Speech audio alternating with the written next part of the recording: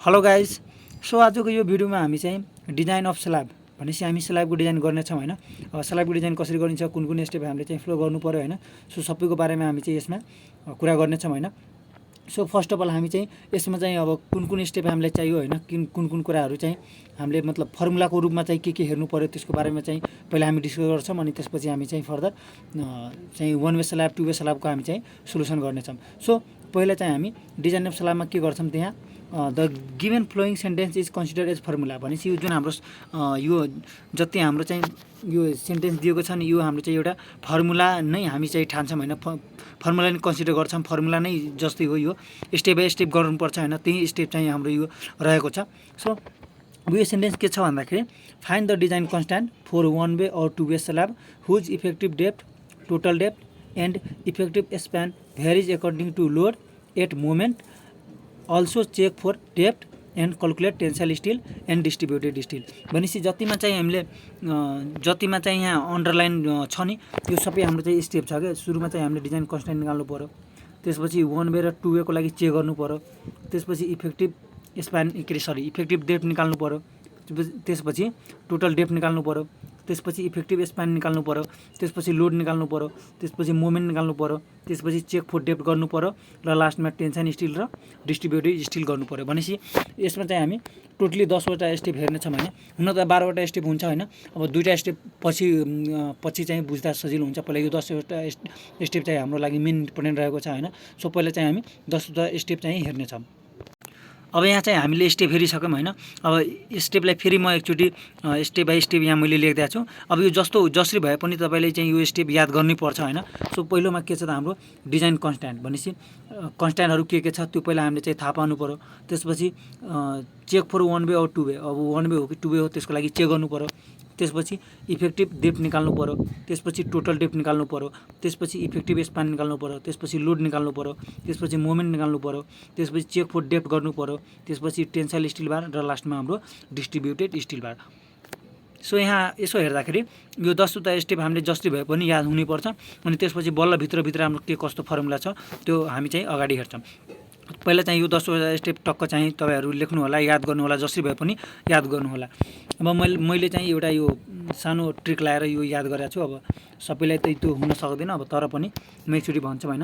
अब यो डिसी भनेपछि डिजाइन कन्स्ट्यान्ट भयो, ओटी भनेपछि हाम्रो चाहिँ वान वे हो कि टु वे हो त्यो हो, अनि इडी भनेपछि इफेक्टिभ डेप्थ, टिडी भनेपछि टोटल डेप्थ, इएस भनेपछि हाम्रो इफेक्टिभ स्प्यान, अनि यल भनेपछि लोड, इएम भनेपछि हाम्रो चाहिँ मोमेन्ट भयो, सिडी भनेपछि चेक फर डेप्थ र टिएस भनेपछि टेन्साइल स्टिल बार र डिएस भनेपछि डिस्ट्रिब्युटेड स्टिल बार। अब एउटा सानो यसमा चाहिँ मैले एउटा सानो ट्रिक लगाएको छु हैन। मैले यसलाई एउटा आफ्नो तरिकामा याद गरेको छु। त्यो के हो भन्दाखेरि, डक्टरले उल्टी गर्यो ईदमा पनि, त्यसपछि टायर्ड भएपछि इस्लामपुर घुम्न गयो र लमसम, एलएमलाई मैले लमसम भनेको छु, लमसम एउटा सिडी किन्यो र 10 डेजसम्म हेऱ्यो। यो टिएस डिएसलाई मैले 10 डेज मैले गरिदिएको छु हैन। अब यसको एउटा स्टोरी जस्तो बनाएपछि अब स्टेप बाई स्टेप चाहिँ याद गर्न सजिलो हुन्छ। के छ त्यसमा, एउटा डक्टरले उल्टी गर्यो ईदमा पनि, टायर्ड भएर अनि इस्लामपुर घुम्न गयो, लमसम, अनि एउटा सिडी किन्यो र त्यसपछि 10 डेजसम्म हेऱ्यो। अब यो आफ्नो तरिका हो, तपाईँ जसरी पनि याद गर्नु होला। यो होइन कि तपाईँ यसैबाट याद गर्नु भन्ने छैन। म फेरि एकचोटि अझै भन्न चाहन्छु। डक्टर उल्टी गर्यो ईदमा पनि, अनि टायर्ड भएर इस्लामपुर घुम्न गयो, लमसम, सिडी किन्यो र 10 डेजसम्म हेऱ्यो। भनेपछि एउटा मैले सेन्टेन्स बनाएको छु, यहाँबाट तपाईँ चाहिँ हेर्न सक्नुहुन्छ। अब त्यसपछि यो स्टेप 10वटा स्टेप त पक्कै याद हुनुपर्छ, नत्र त तलमाथि गरेपछि काम छैन कि यसमा। पुरै स्टेप बाई स्टेप भनेपछि हाम्रो एउटा सिरियल्ली सिक्वेन्समा चाहियो हैन। सो 10वटा स्टेप चाहिँ पक्कै याद गर्नु होला। अनि त्यसपछि अब अर्को हाम्रो चाहिँ आउँछ त डिजाइन कन्स्ट्यान्ट। अब डिजाइन कन्स्ट्यान्टभित्र के पर्छ भन्दाखेरि, तपाईँ हेर्न सक्नुहुन्छ डिजाइन कन्स्ट्यान्टभित्र तपाईँको सिग्मा सिबिसी, सिग्मा एसटी, अनि यन निकाल्नु पर्छ। यन पनि हाम्रो चाहिँ डीको टर्ममा हुन्छ। त्यसपछि जेड निकाल्छौँ, जेड भने हाम्रो लिभर आर्म हो, मोमेन्ट निकाल्दाखेरि त्यो काम लाग्छ। अनि त्यसपछि मोमेन्ट निकाल्नु पर्छ, बिडिएस करको टर्ममा आउँछ। त्यसपछि एमएफ भनेपछि हाम्रो मोडिफिकेसन फ्याक्टर हो हैन। अब यो 1.2 देखि हाम्रो 1.4 सम्म हुन्छ। जेनरली हामी 1.4 नै लिन्छौँ हैन। पछाडि हामी सोल्भ गर्दाखेरि हामी सबै बुझ्नेछौँ हैन। सो अहिलेको लागि नर्मली चाहिँ बुझ्नु होला। त्यसपछि डिजाइन कन्टेन्ट चाहिँ भइसक्यो। त्यसपछि हाम्रो चाहिँ अब चेक गर्नु पर्यो यो वान वे हो कि टु वे हो। सो यदि एलवाई बाई एलएक्स भनेपछि एलवाई भनेपछि हाम्रो चाहिँ जुन साइज दिएको हुन्छ स्ल्याबको त्यो भनेको चाहिँ ठुलो साइज हो हैन। एलवाई भनेपछि ठुलो अनि डिभाइडेड बाई एलएक्स भनेपछि सानो। अब जस्तै कि 4 मिटर बाई 2 मिटर दियो भने तपाईँको 4 मिटर चाहिँ वाइ भयो एलवाई अनि 2 मिटर भनेपछि एलएक्स भयो। सानोलाई जहिले पनि एलएक्स मान्ने तल राख्ने। सो एलवाई बाई एलएक्स गर्दाखेरि यदि 2 भन्दा बढी भयो भने ग्रेटर देन 2 भयो भने 2 भन्दा बढी भयो भने त्यो 1 वे हुन्छ अनि 2 भन्दा कम छ भने 2 वे हुन्छ। यो याद गर्नु होला कन्डिसन हो, हामी पछि चेक गर्छौँ। चेक गरिसकेपछि 1 वे हो कि 2 वे त्यसको लागि हामी चाहिँ डिजाइन गर्छौँ। सो चेक हाम्रो भइसक्यो, ओटी भइसक्यो 1 वे र 2 वे। यहाँबाट चेक गर्ने। त्यसपछि आउँछ इफेक्टिभ डेप्थ निकाल्नु पर्यो। अब इफेक्टिभ डेप्थको लागि मैले माथि लेखिदिएको छु। इफेक्टिभ डेप्थको लागि तपाईँ हेर्न सक्नुहुन्छ, यहाँ इफेक्टिभ डेप्थ छ होइन, यहाँ जुम गरेर म देखाउँछु। इफेक्टिभ डेप्थको लागि के छ त तपाईँको यहाँ स्प्यान अथवा लिस्ट साइज अफ स्ल्याब भनेपछि एलएक्स नै त हाम्रो लिस्ट साइज हो नि, सानोलाई एलएक्स मान्छौँ हामीले। सो त्यसैले हामी स्प्यान भन्छौँ कि स्प्यान भनेपछि त्यही हो हाम्रो चाहिँ सानो चाहिँ लिस्ट साइज अफ स्ल्याब होइन। सो हाम्रो चाहिँ स्प्यान चाहिँ माथि राख्ने, span divided by basic value अनि इन्टु एमएफ भनेपछि बेसिक भ्यालु हाम्रो चाहिँ तपाईँ कोडमा हेर्न सक्नुहुन्छ। हामी चाहिँ जेनरली हामी चाहिँ 20 नै राख्छौँ होइन। र त्यसै गरी मोडिफिकेसन फ्याक्टर चाहिँ हाम्रो 1.2 देखि 1.4 सम्म हुन्छ। हामी जेनरली 1.4 नै राख्छौँ। यो भ्यालु याद गर्दा नै हुन्छ। इफेक्टिभ भन्छ फेरि स्प्यान भनेपछि list size of slab LX divided by basic value into MF modification factor. यो भनेपछि यति गरेपछि हाम्रो चाहिँ यहाँबाट चाहिँ हाम्रो एउटा डेप्थ निस्किन्छ। त्यो डेप्थलाई चाहिँ त्यही डेप्थ चाहिँ हामीले लिन मिल्दैन। हामी के गर्छौँ त त्यसपछि हामी चाहिँ एउटा चाहिँ हामी भनौँ न एउटा चाहिँ हामी डेप्थ एडप्ट गर्छौँ। त्यो भनेको 1.5 टाइम चाहिँ हामी बढी लिन्छौँ र त्यसपछि फर्दर अगाडिको चाहिँ हामी प्रोसेस हेर्छौँ। सो हाम्रो इफेक्टिभ डेप्थ निस्किसक्यो अनि ईद भइसक्यो। त्यसपछि टायर्ड भयो अरे होइन, टिडी भनेपछि टोटल डेप्थ निकाल्नु पऱ्यो।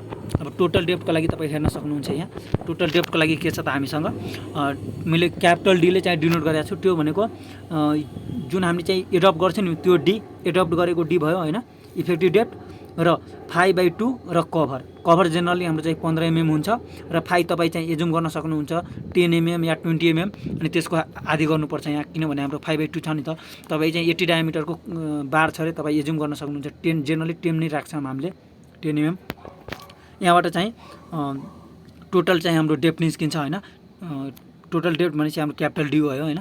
त्यसपछि अर्को कुरा गर्दाखेरि इफेक्टिभ स्प्यान भनेपछि इस्लामपुर होइन। इफेक्टिभ स्प्यान भन्दाखेरि तपाईँको इफेक्टिभ स्प्यानको कुरा गर्दाखेरि स्प्यान प्लस डी गर्नु पऱ्यो। अब डी पनि मिटरमा राख्नु पऱ्यो। डी त पहिला हाम्रो एमएम आउँछ, त्यसले मिटरमा लगेर, किनभने स्प्यान हाम्रो मिटरमै दिया हुन्छ अनि चाहिँ हाम्रो इफेक्टिभ स्प्यान भनेपछि हाम्रो मिटरमै निकाल्नुपर्छ। त्यही भएर अब यसको दुईवटा छ क्या हामीसँग, एउटा स्प्यान प्लस तपाईँको इफेक्टिभ डेप्थ राख्नु पऱ्यो मिटरमा होइन अनि टोटल जोड्नु पऱ्यो। त्यसै गरी स्प्यान भने फेरि एलएक्स हो क्या, फेरि म त्यही भन्न चाहन्छु एलएक्स नै हाम्रो स्प्यान हो क्या। जुन सानो साइज हुन्छ लिस्ट साइज अफ स्ल्याब भनेको स्प्यान भयो एलएक्स। त्यही स्प्यान प्लस डी गर्ने। त्यसपछि अर्कोमा छ span plus with of support भनेपछि त्यो विथ अफ वाल भयो। वालले नै त्यो सपोर्ट गर्छ नि त स्ल्याबलाई होइन। सो त्यो भनेको के हुन्छ त 230 mm हुन्छ। त्यो भने चाहिँ 0.23 मिटर होइन, मिटरमै लगेर गर्नुपर्छ। अब यो जोड्ने एउटा भ्यालु आउँछ अनि तलको चाहिँ जोड्ने त्यो पनि एउटा भ्यालु आउँछ अनि यो दुईटैबाट जुन हाम्रो मिनिमम हुन्छ नि त्यही हाम्रो के हुन्छ त इफेक्टिभ स्प्यान हुन आउँछ। जुन हाम्रो मिनिमम हुन्छ दुईटैबाट त्यही हाम्रो इफेक्टिभ स्प्यान हुन आउँछ। त्यसपछि इफेक्टिभ स्प्यान आएपछि लोड निकाल्नु पऱ्यो अरे। अब लोडको लागि के हुन्छ त हाम्रो बाँकी त हाम्रो चाहिँ live load, partition load, floor finishing load बाँकी कुराहरू गिभन हुन्छ। हामीले चाहिँ सेल्फ लोड अथवा डेड लोड चाहिँ हामीले गिभन हुँदैन, त्यो निकाल्नु पऱ्यो। त्यो के गर्छौँ त हामी यो गामा इन्टु अनि हामी यो टोटल डेप्थ गर्छौँ। गामा भने के हो त हाम्रो स्पेसिफिक वेट हो होइन। भनेपछि कन्क्रिट भन्दाखेरि आरसिसीको हो, किनभने यसमा त हाम्रो डन्डी पनि युज भएको हुन्छ होइन, त्यही भएर आरसिसी भयो। सो आरसिसीको स्पेसिफिक वेट भनेपछि हाम्रो चाहिँ 25 हुन्छ, 25 किलोन्युटन पर मिटर क्युब होइन। सो यो हाम्रो स्पेसिफिक वेट इन्टु डिस्टेन्स हाम्रो टोटल डेप्थ गर्दाखेरि हाम्रो चाहिँ यो हाम्रो चाहिँ सेल्फ वेट आउँछ। अनि यो सेल्फ वेट आइसकेपछि हामी बाँकी चाहिँ अरू चाहिँ हाम्रो जुन लोडहरू दिया हुन्छ त्यो सबै एड गर्छौँ अनि त्यहाँबाट टोटल लोड निस्किन्छ। यो मात्र निकाल्नु पऱ्यो, अरू कुरा त गिभन नै हुन्छ, जोड्ने मात्र हो होइन। सो यहाँबाट चाहिँ हाम्रो टोटल लोड निस्किन्छ। र अर्को कुरा गर्दाखेरि मुभमेन्ट चाहियो। अब मुभमेन्टमा चाहिँ एउटा हाम्रो कन्डिसन छ क्या, तपाईँ यदि 1 वे छ भने होइन 1 वे सिम्पली सपोर्टेड बिमको लागि WL स्क्वायर बाई 8 हुन्छ। यो L भनेपछि हाम्रो इफेक्टिभ स्पान हो। फेरि म एकचोटि भन्न चाहन्छु, यो W भने त लोड भर्खर हामीले टोटल लोड निकाल्यौँ त्यो, र यो L भनेपछि हाम्रो के हुन्छ त इफेक्टिभ स्पान राख्नु पर्यो, जुन हामीले स्पान प्लस डी गऱ्यौँ र span plus with of support त्यहाँबाट जुन मिनिमम हुन्छ त्यो चाहिँ लेन्थ यहाँ राख्नु पर्यो L को ठाउँमा, र डिभाइडेड बाई 8 गरेपछि हाम्रो चाहिँ 1 को लागि यो मुभमेन्ट आउँछ सिम्पली सपोर्टेड बिमको लागि। सिम्पली सपोर्टेड बिमको लागि नै प्रायः जस्तो सोध्छ हामीलाई, त्यो WL स्क्वायर बाई 8 हुन्छ। र त्यसै गरी 2A भयो भने, यदि हामी यहाँ चेक गर्छौँ र यहाँ 2A भयो भने 2A को लागि अर्कै तरिकाले मुभमेन्ट निकाल्छौँ, त्यो हामी चाहिँ क्वेसनहरू सोल्भ गर्दाखेरि त्यो कुराहरू हामी चाहिँ बुझ्ने गर्छौँ होइन। सो यो मोमेन्टसम्म आइसक्यौँ होइन। अब मोमेन्ट निकालिसकेपछि तपाईँको यहाँ चाहिँ यो चेक फर डेप्थ गर्नु पर्यो। अब जुन हामीले चाहिँ यो जुन डेप्थ हामीले चाहिँ यहाँ एडप्ट गरेका थियौँ नि, यहाँ टोटल डेप्थमा चाहिँ निकाल्दाखेरि इफेक्टिभ डेप्थ निकाल्दाखेरि जुन चाहिँ एडप्ट गरेको थियो नि, त्यो एडप्ट गरेको चाहिँ हाम्रो सही छ कि छैन त्यो हामी चेक गर्छौँ होइन। यदि हामीले जति एडप्ट गरेको थियो त्योभन्दा कम आयो भने पास भयो, त्योभन्दा बढी आयो भने फेल हुन्छ। फेरि यहाँ इफेक्टिभ डेप्थनिर फेरि फर्किनुपर्छ, फेरि यहाँदेखि नै फेरि सबै निकाल्नुपर्छ। इफेक्टिभ डेप्थ हाम्रो जस्तै कि 150 आयो, तपाईँले 230 लिनुभयो, तर त्यो 250 आइदियो भने यहाँ चेक गर्दाखेरि 250 आइदियो भने त्यो फेल हुन्छ। फेरि यहाँ गएर हामीले फेरि बढाउनु पर्छ। तपाईँ 230 लिनुभएको थियो, फेरि 260 गर्नु, अनि त्यसपछि फेरि सबै प्रोसेस गर्नु पर्यो, अनि फेरि चाहिँ चेक गर्नु पर्यो। अब 250 लिनुभएको छ, अब 240 आयो भने तपाईँको पास भयो। फेरि 260 270 आयो भने बढी आयो भने फेल हुन्छ। अब यो चेक कसरी गर्ने भन्दाखेरि यो टेस्टमा आउँछ हाम्रो इक्वेट MOR मुभमेन्ट भनेपछि यो MOR भनेपछि तपाईँको सुरुमै चाहिँ यो BD स्क्वायरको टर्म निकाल्नुहुन्छ नि, सुरुमै डिजाइन कन्स्ट्रक्ट गर्दाखेरि तपाईँ यो मुभमेन्ट निकाल्नुहुन्छ र त्यो इक्वल गर्ने यहाँ हाम्रो जुन मुभमेन्ट यहाँ निकाले हुन्छौँ नि, यहाँ दुइटैको इक्वल गर्नु पर्यो। सुरुको मुभमेन्ट यो भयो र यहाँ लास्टतिर यो 7 स्टेपमा निकालेको मुभमेन्ट दुइटै इक्वल गर्छौँ, त्यहाँबाट डी हाम्रो चाहिँ चेक भइहाल्छ। अब सानो आयो भने पास भयो, ठुलो आयो भने फेल हुन्छ। र त्यसपछि यो TS र DS भनेपछि टेन्साइल स्टिल बार र डिस्ट्रिब्युटेड स्टिल बार हामी चाहिँ सोल्भ गर्ने बेलामा चाहिँ हामी पुरै बुझ्ने छौँ होइन। सो मेनली हाम्रो चाहिँ यतिवटा स्टेप नै छ। अब यो 12 मिनट भइसक्यो। अब यो भिडियोमा चाहिँ न्युमेरिकल नगर्दा नि ठिक हुन्छ। अब अहिलेको लागि यो कन्सेप्ट मात्र दिएँ मैले। अब यो कन्सेप्ट भनेपछि यो थाहा नपाइकन त सोल्भ गरेपछि त गाह्रो हुन्छ नि, त्यही भएर मैले यो कन्सेप्ट दिएँ। भनेपछि अब अर्को आउँदो चाहिँ हाम्रो नेक्स्ट भिडियोमा चाहिँ यसको चाहिँ हामी स्लाइडको चाहिँ हामी न्युमेरिकल गर्नेछौँ होइन। सो अहिलेलाई यति नै। थ्याङ्क यू भेरी मच, धन्यवाद।